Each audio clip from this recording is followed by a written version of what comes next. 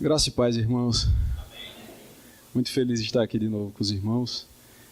E agradecido pela paciência que os irmãos têm comigo. Toda vez que eu venho aqui, eu sei que eu preciso muito da paciência de vocês. E, inclusive, todo mês de agosto é aniversário meu aqui na igreja. Então, são 2 anos que vocês têm paciência comigo. Hoje vocês vão ter que ter de novo, certo? O evangelho que nos foi lido hoje, ele é desafiador. Ele me fez pensar e me fez refletir sobre uma história em que havia um grande formigueiro. E as formigas desse formigueiro, como nós sabemos, elas têm que se preparar para o inverno. Então, quando não está chovendo, quando não é inverno, elas trabalham o máximo durante o dia para que elas possam juntar mantimentos para que no inverno elas nem precisem sair. E aí as formigas todas organizadas do jeito que elas são, umas se dividiram em salgados, outras em doces, outras em insetos, outras em folhagens, e cada um tinha o seu departamento, mas sobre todas elas existia uma formiga-chefe. Essa formiga-chefe era uma formiga muito séria, uma formiga muito consciente do que era justiça, do que era correto, sabia de todas as leis daquele formigueiro. E aí regia tudo com uma seriedade muito grande. Ninguém suspeitava disso. Mas houve um dia em que uma das formigas derrubou uma pilha de mantimentos que estava levando. E aí essa pilha caiu dentro de uma poça d'água e essa poça d'água derreteu aquela comida. O gasto foi grande. O formigão chegou e disse, mas que prejuízo é esse? Eu acho que a gente não vai poder arcar com isso, porque isso é muito pesado. Imagine só, toda essa pilha sendo derretida. Se todo dia isso acontecer, o que é que o nosso formigueiro vai comer quando chegar o inverno? Não, isso não pode ser. Isso não pode acontecer, isso não pode se repetir. Você está demitida, está demitida. Muito desleixada, muito imatura, não, sai. E aí, um outro dia, uma outra formiga resolveu parar e comer um pedacinho daquela comida, aquele biscoito que estava levando. E aí, essa notícia se espalhou e o formigão foi lá de novo. Disse, não, isso não pode acontecer. Mas como assim? Você para de trabalhar e ainda vai comer da comida que a gente está juntando? Não, isso é muito dispendioso. Imagina se essa moda pega de todo mundo parar para um lanchinho e comer. Não. Além de ter sido dispendioso, você foi precipitada, você pulou a minha hierarquia. E essa sua atitude aí é, no mínimo, suspeita da sua honestidade. No mínimo. Eu não posso admitir isso. Você está demitida. E aí, num terceiro dia, uma outra formiga, cansada de tanto trabalho, parou para descansar. O formigão diz, não, você não sabe da nossa fama, tem até versículo bíblico, vai ter com a formiga o preguiçoso. Não, imagina, como é que vai ficar a nossa fama? Se todo mundo começar a parar de trabalhar para descansar, a gente não vai ser mais formiga. Vamos ficar desmoralizados. Você é muito preguiçoso, você não serve. Também está demitido. E ele, um servo muito consciente do que era certo, do que era justiça, começou a corrigir todo mundo dessa maneira. E corrigiu, e corrigiu, e corrigiu. No final, só havia ele. No final, não havia mantimentos, nem quem carregar. E o inverno foi o inverno mais triste daquele formigueiro. Isso tudo é só uma ilustração de como é a nossa vida. Porque constantemente nós estamos sendo atacados, nós estamos sendo feridos, magoados. Isso é uma coisa que a gente não tem como parar. É inevitável do ser humano. Todos nós somos pecadores e pecadores juntos vão pecar juntos e vão se ferir juntos. Existem situações que deixam marcas na gente. Na nossa família, no nosso trabalho, no nosso círculo de amizades, na nossa vizinhança, na nossa igreja. Todos os ambientes em que são cercados de seres humanos são cercados de situações que magoam. É verdade. A gente não tem como evitar esse tipo de coisa. E ainda existem aquelas mágoas que a gente tem contra nós mesmos. aquelas que a gente é quem fez e a gente não consegue se perdoar. É uma urgência muito grande isso e uma constância muito grande. Todos os dias acontece, todos os dias nós temos que descarregar. Imagine-se então, sabe aquela bola que era presa aos pés dos prisioneiros? Uma bola de metal, sei lá, 20 quilos, que se colocava através de uma corrente e prendia na perna do prisioneiro. Talvez uma mágoa mal resolvida seja exatamente isso. Uma bola presa no nosso pé que não deixa a gente andar, não deixa a gente ser livre. E quanto mais mágoas, mais pesados nós ficamos e menos nós andamos. Como é que a gente vai naquele lugar se aquela pessoa está lá? Eu não vou naquele lugar. Como é que eu vou passar por ali? Como é que eu vou conviver? E assim a gente vai se restringindo. E isso pode acontecer em qualquer lugar, como a gente já pensou por aqui. Aqui na igreja também, a gente não está livre disso. Por isso, o evangelho que a gente leu hoje, a gente pode aprender uma coisa, que o perdão, ele não é sobre estar certo, mas é sobre ter compaixão com aqueles que erram. Vejam, a gente já ouviu aquela coisa do olho por olho, dente por dente. Bateu? Ah, vocês estão bem escolados. Muito bom. Isso não é de hoje. Isso é desde que a humanidade nasceu, vamos dizer assim, desde que o primeiro homem nasceu, isso ocorreu. A Bíblia mesmo nos registra isso. Nunca houve época em que isso não acontecesse. E em Gênesis 24, a gente vê isso acontecendo. Vamos abrir em Gênesis 24?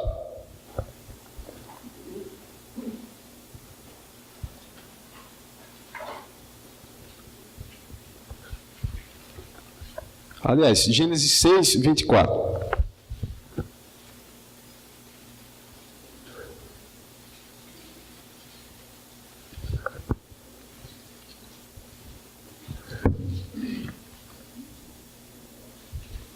Eu acho que é 24:6 mesmo. Eu acho que eu fiquei errei de novo. Perdão.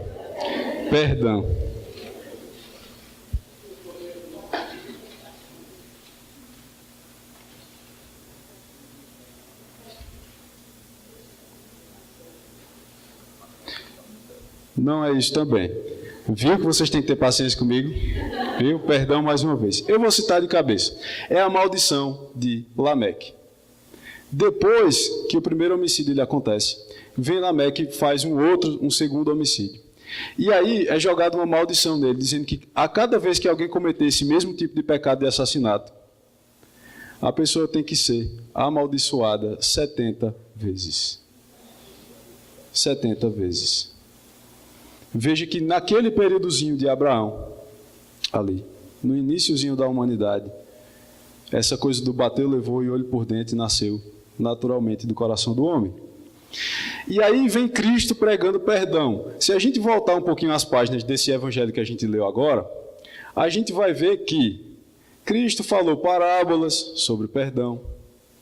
Cristo ensinou a orar e na oração tem uma frase sobre perdão. Existem várias situações que ele se encontra com pessoas pecadoras e ele simplesmente perdoa essas pessoas. E aí Pedro está sempre por ali, ao redor de Jesus Cristo, e aí agora Pedro olha para Cristo e diz assim, espera aí, mas tem que haver um limite para tanto perdão, não é, Jesus? Não pode ser assim também. Jesus, quantas vezes a gente tem que perdoar? Quantas? 7? 70?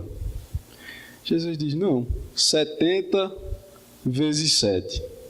Claro que Cristo não estava querendo dizer que era para a gente ficar contando e marcando numa tabelinha. 1, 2, 3. Não, ele está querendo dizer que é constantemente. É da maneira mais generosa possível. É não ficar se prendendo por essas coisas, mas é liberar perdão a todos os momentos. Não há limite para tal. Até porque não há limite para tanto pecado sendo feito ao mesmo tempo. Se a gente for parar para contabilizar tudo isso, não vai ficar ninguém na igreja em lugar nenhum e todo mundo vai viver na sua casa sozinho. E mesmo assim vai ter que se perdoar a si próprio, né? do que fez. Semana passada, os irmãos sabem que eu dou aula de inglês aqui, no salão paroquial. E aí tinha o boletinzinho com o texto que o pastor tinha escrito, e tinha assim, quantas vezes se deve perdoar? Tinha isso lá no boletim. E aí eu quis testar um aluno meu, que é uma criança, na verdade, 7, 8 anos, 8 anos talvez. Aí eu peguei o boletim, aliás, ele pegou o boletim, como se deve, ou quantas vezes se deve perdoar. E ele disse, e aí, Ian, quantas vezes se deve perdoar? Eu pensava que ele ia dizer assim, 1, 2 vezes, porque é o que geralmente a gente escuta. Não, a gente perdoa 1 ou 2, mas a terceira já é demais. E aí, ele na inocência e no coração infantil dele, olhou assim para mim e disse, todas, né, teacher? Todas. E aí eu, no alto da minha sabedoria, querendo pegar ele, quem pegou foi ele que me pegou. Como é natural, talvez seja por isso que depois desse texto, tem o texto sobre as crianças. Vinde a mim, as crianças. As crianças parece que não têm tanto tempo para ficar remoendo, para ficar juntando. Bate ali na mesma hora, um no outro. 5 minutos depois, eles já se resolveram e já estão brincando de novo. E é assim que eles aproveitam a vida. É assim que a gente tem que aproveitar. Não há limite. A gente tá num barco. Esse barco está afundando. Afundando de mágoa. A gente tem que ficar com um potinho jogando água para fora o tempo todo. Porque se a gente parar, o barco vai afundar. É o tempo todo. E é todo mundo junto. É todo mundo junto. A gente está no mesmo barco. Vamos abrir em Tiago. E eu espero agora que eu não esteja errado. 4:24, né? Muito obrigado. Tiago 2. Se alguém puder ler, já para ir adiantando. Tiago 2, versículo 13.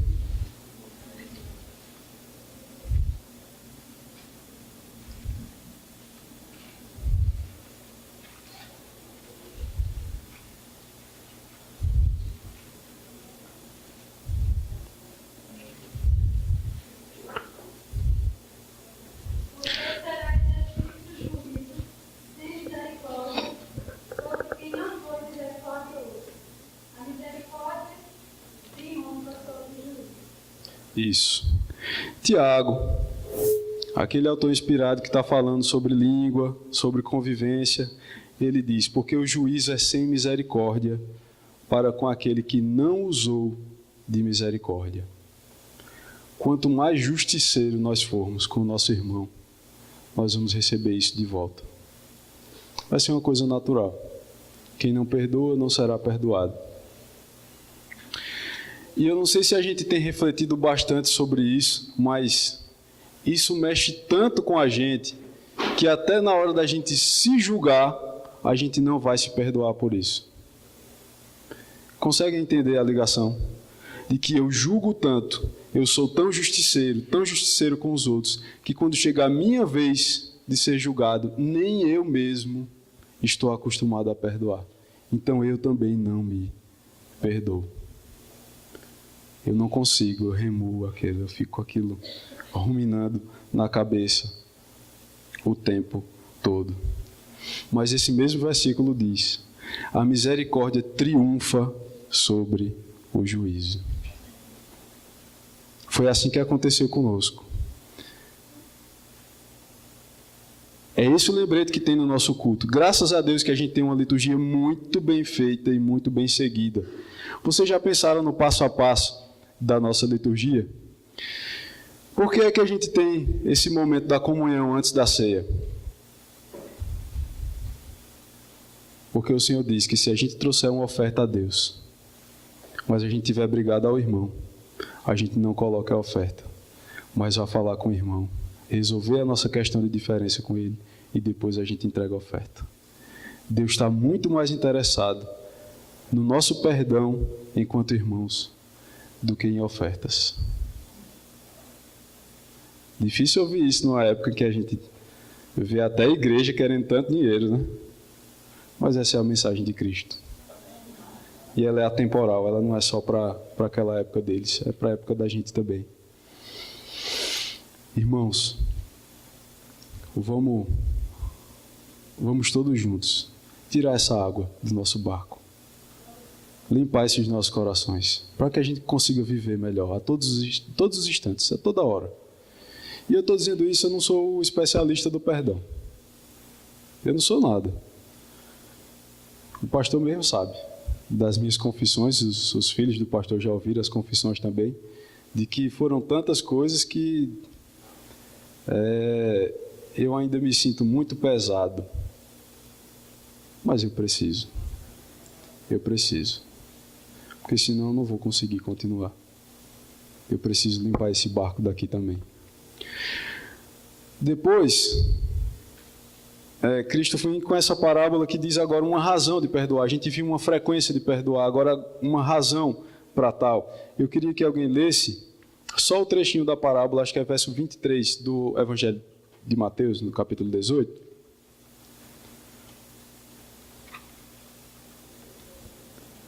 Por isso o reino dos céus pode comparar-se a um certo rei que quis fazer acerto de contas com os seus servos. Só daí, pastor. E aí nós já lemos esse trecho, ele é um trecho um pouco comprido, ele diz exatamente assim. Eu vou fazer uma paráfrase para os nossos dias, certo? Um homem muito rico, sei lá, o homem mais rico do mundo, ele tinha um servo que devia muito a ele. Se a gente pegar essas proporções daqui do texto e transformar isso em reais, coloca aí uns 6 ou 7 bilhões de reais esse servo devia. 6 ou 7 bilhões, não são milhões. Eu, com meu saláriozinho de professor, eu acho que eu jamais chegaria a 6 milhões, que diria bilhões. Mas aí, esse servo não tinha como pagar e ele suplica ao Senhor: o que é que eu faço? Eu não tenho como pagar. E o Senhor diz: você está perdoado. Pode ir. Mas 6 bilhões.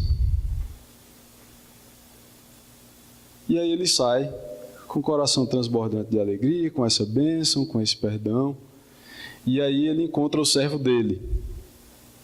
E aí esse servo dele estava devendo a ele 10 mil. 10 mil reaisinhos. 10 mil. E ele não perdoou. Que vergonha. Ter uma dívida tão grande, perdoada, e 10 mil não conseguir perdoar. Isso é o que a gente faz quase todo dia. Quase todo dia, infelizmente. O Senhor Deus, Ele nos perdoa de tudo. E a gente não perdoa nada. A gente engole o boi e depois com o mosquito. E nós somos assim. Mas Jesus ensinava o perdão o tempo todo e Ele perdoava o tempo todo, inclusive. Ao ponto de Paulo, em 2 Coríntios, dizer que ele é constrangido pelo amor de Deus. Tudo que Paulo faz, ele é constrangido pelo amor de Deus. Sabe aquela situação de quando a gente chega, que a gente deve ser mestre, eu pelo menos sou mestre nisso, a gente chega com toda a autoridade para reclamar com um aluno, e aí o aluno se explica, a gente vê que ele estava certo e a gente era que estava errado, e a gente fica bem constrangido. A gente viu que não só ele estava certo, como ele utilizou-se de amor, ele não destoou da autoridade que eu tinha como professor. E a gente realmente tem que pedir desculpa, constrangido pelo amor. É exatamente isso que Paulo quer dizer quando do Senhor Deus perdoa uma dívida tão alta que Ele nos constrange. A gente não tem como fazer uma coisa diferente a não ser perdoar, a não ser distribuir esse perdão a qual nos foi dado. Lucas 17, a gente tem um complementozinho para essa parábola. Eu quero que os irmãos abram também, Lucas 17.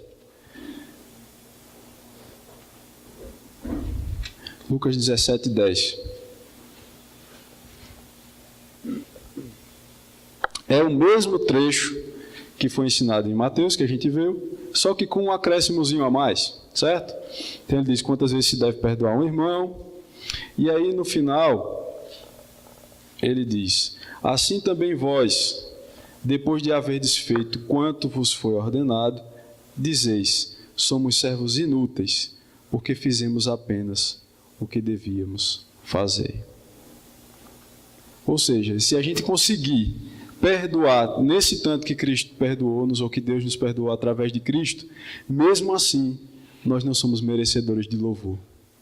Mas Ele é que é merecedor de louvor. Porque Ele foi o responsável pela nossa redenção.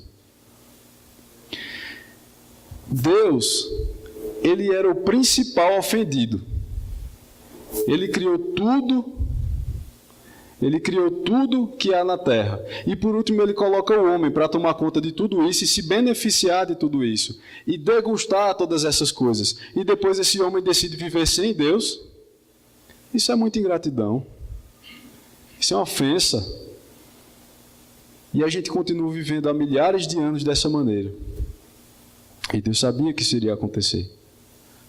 E aí Deus, o maior ofendido, Ele não só perdoa, mas Ele sofre a pena no lugar da gente. É um padrão de justiça que a nossa cabeça não consegue ajustar perfeitamente, de tão bonito e tão forte que é. Porque o que é justo é, se eu mereço isso, eu ganho isso. Se eu sou bom, eu mereço o que é bom. Se eu sou ruim, eu mereço o que é ruim.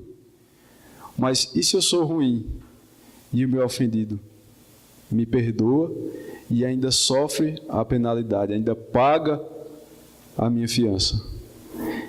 Isso dá o tique e o teco dá uma remexida.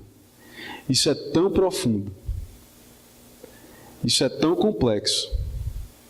Isso é o maior exemplo da humanidade. O maior exemplo de perdão da humanidade. Não existe nenhuma outra ideia que chegou aos pés dessa. Você pode ir para o maior filósofo que já existiu e ler todo o livro dele. Você não vai ver uma ideia de justiça tão complexa e tão bela e tão estonteante no sentido de que cala a boca de qualquer acusador. Imagine aquela pessoa que está mais magoada. Se você fizer exatamente isso que Cristo fez, ele se cala ou não se cala? Não tem mais acusação. Isso é o que Deus faz conosco. Ele cala a nossa boca. Ele simplesmente traz a ideia máxima de perdão, que a gente nunca seria capaz de inventar, e nunca seria capaz de reproduzir. Esse é o nosso Deus. Que a cada tarde a gente tenha como lembrança, porque uma vez foi dito que ao cair do sol, o pastor acho que está dando curto-circuito no poste. Tem algum som ali fora que está meio... Tá. Certo. Enfim. E aí o Senhor Jesus nos diz que irai-vos e não pequeis. Irai-vos e não pequeis. Ok, você foi irado, você está indignado com alguma coisa? Não peque. Irai-vos, mas não pequeis. E aí depois ele diz assim: até o pôr do sol, resolva essa questão. Então Cristo ainda nos dá algumas dicas de como a gente pode se utilizar da palavra de Deus para fazer com que isso aconteça. Ire-se. Perceba que você foi injustiçado, mas não peque. Se controle. Uma das 7 petições que Cristo falou na cruz também é interessantíssima. Ele diz: perdoa-lhes porque eles não sabem o que fazem. Isso talvez até se tornou um ditado francês. É bem comum na França, França que já foi bem mais cristã do que hoje. Diz: perdoar é compreender. Talvez baseado nas palavras de Cristo. Você quer perdoar alguém, se coloque no lugar, tente compreender. Ela vai continuar errada, você vai continuar certo. Mas talvez seja mais leve para a gente. E aí a gente vai lembrar também de um outro versículo sobre misericórdia, que é aquele que diz que a cada manhã as misericórdias do Senhor se renovam sobre a nossa vida. que a cada pôr do sol nós nos lembremos que a gente precisa perdoar alguém. E a cada manhã que a gente acorda e veja o sol nascendo de novo, a gente lembra que o Senhor nos perdoou. Que a palavra do Senhor transborda em nossos corações. Em nome de Cristo. Amém.